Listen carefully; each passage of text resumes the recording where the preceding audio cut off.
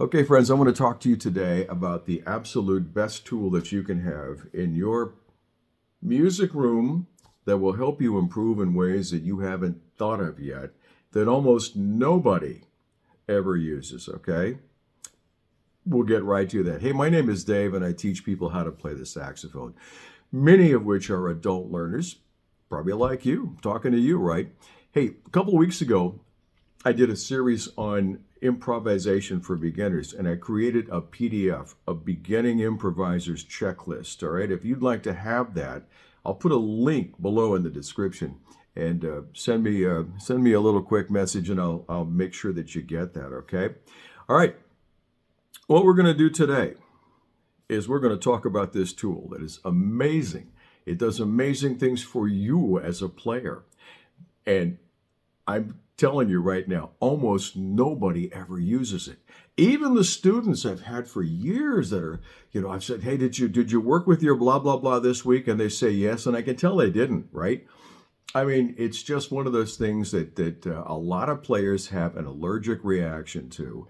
And I kind of understand why. I sympathize with you a little bit here, but I mean, the benefit outweighs the cost that you have from having to use this electronic straitjacket called the Metronome. Check it out.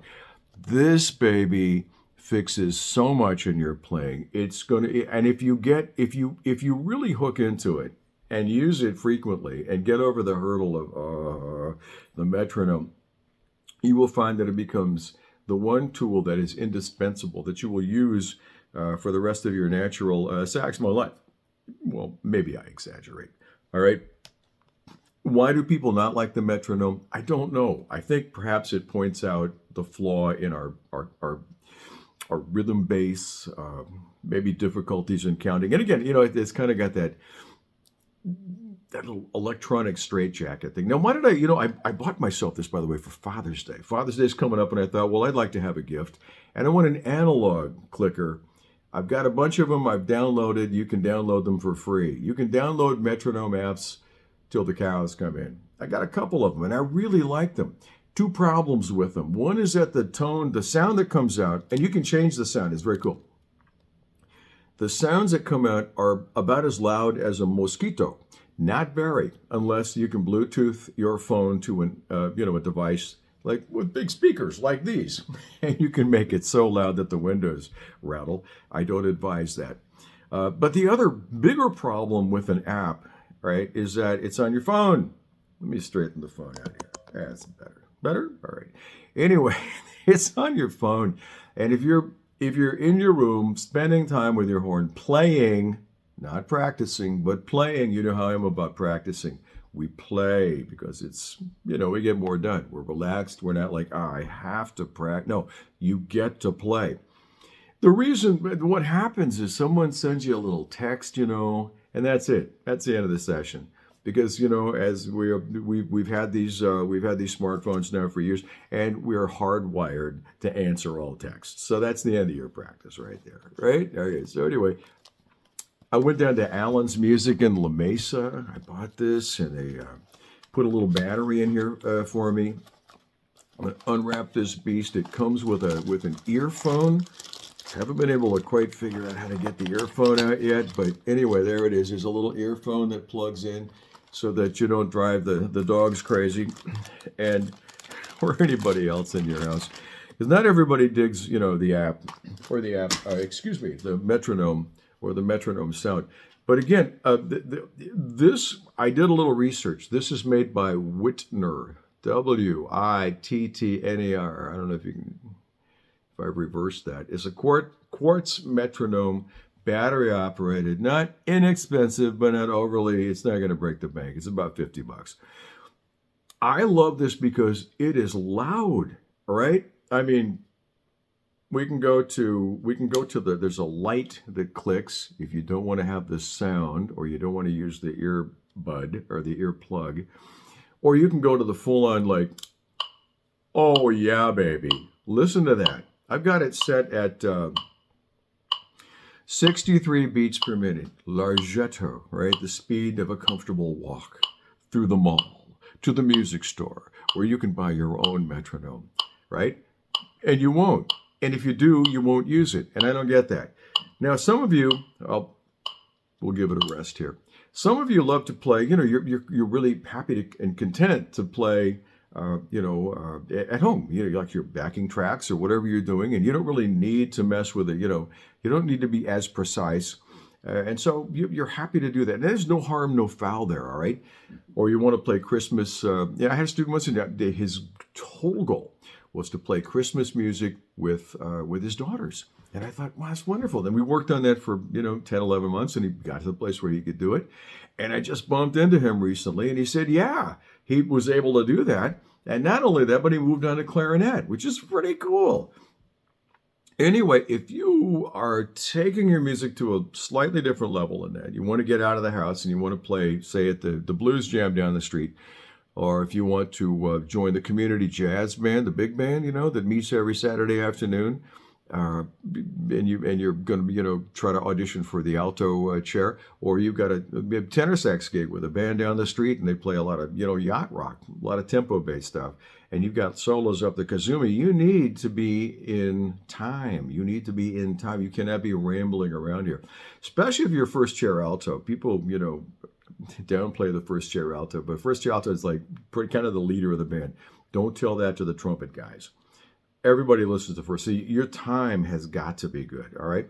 Now, how do you use a metronome? Well, that's a great question. Since most of you don't use one, let me demonstrate. Why don't we use the metronome? Again, it's set at 63 beats per minute. Let's turn it on. And I love that loud click, man. You cannot go wrong with that. So let's do a scale. Do you know any scales? How about a concert B flat?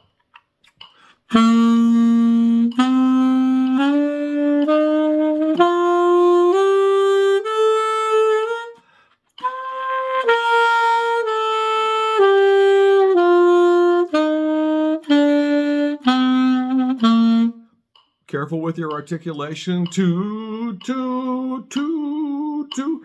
Make the tone nice. Make the notes pretty. Make the intervals clean. Let's do it again. One. Now,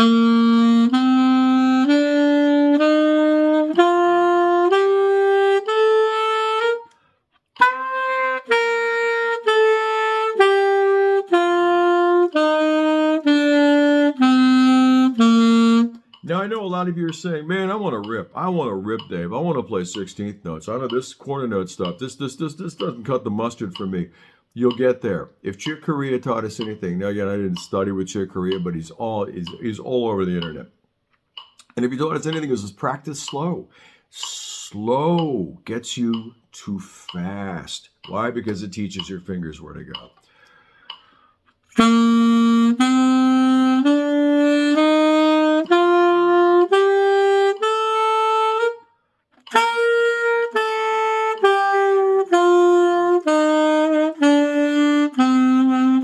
And eventually, once you've got that dialed in all 12, why don't you take it up a notch? You can go to your eighth notes, but only when the quarter notes are good.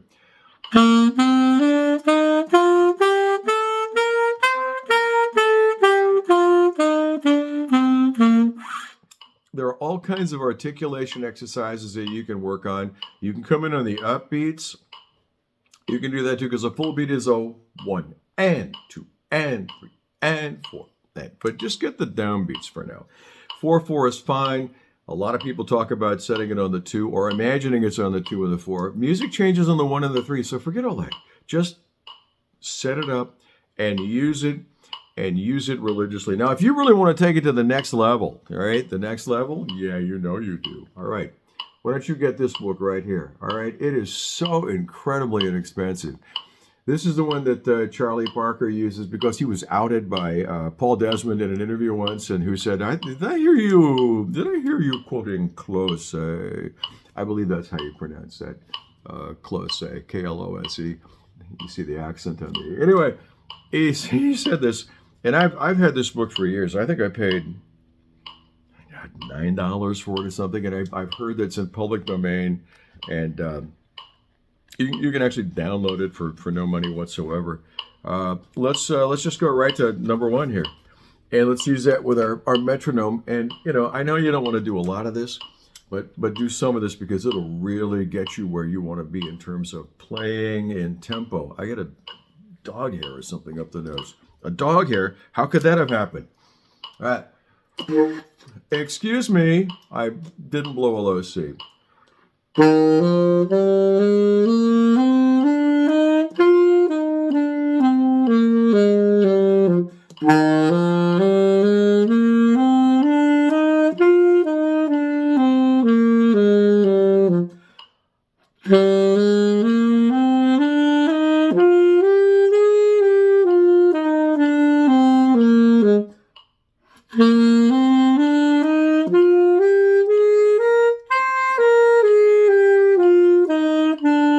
And you get it, all right? You heard that interval between the F and the J. A little sloppy there, wasn't it? That's the kind of thing. Let me turn this off so we can talk. How do I do that? Wait, like that? Yeah, that's off. Awesome. You do this. How about 15 minutes every time that you get time to play your horn? Just do that because this will help you so much, all right? Just the simple exercises that we did today are enough to get you started. So, I don't care where your metronome comes from, with an app on your phone, or you get a full-on Mojo analog metronome like the one I got, my self Father's Day gift. I think, I could do that. I could send my daughter the bill for this. This is what I wanted here. Here, just pay for this. So I won't do that. Anyway, have a great time with this. I know it's kind of like, okay, have a great time with a click track. That's really hard to fathom, isn't it? But remember, the whole thing is about spending time. We get to spend time with our horn. We don't have to spend time with our horn. We get to. It's a different mindset, isn't it? All right. Hey, if you got questions, I'd love to hear your process. I would absolutely love it if you would share that with all of us. Stick it in the comments below. I do try to get back to everybody when they write, and I appreciate you all so much. So listen, get your metronome, get your metronomics into your playing. Enjoy it as much as you can, and you will in time you will see such improvement. And you can thank me later. Thank the inventors of the metronome later. Okay. Anyway, play, enjoy your horn, enjoy each other, be kind, have a great day, make some good music, and I'll see you back here again soon. All right. Take care.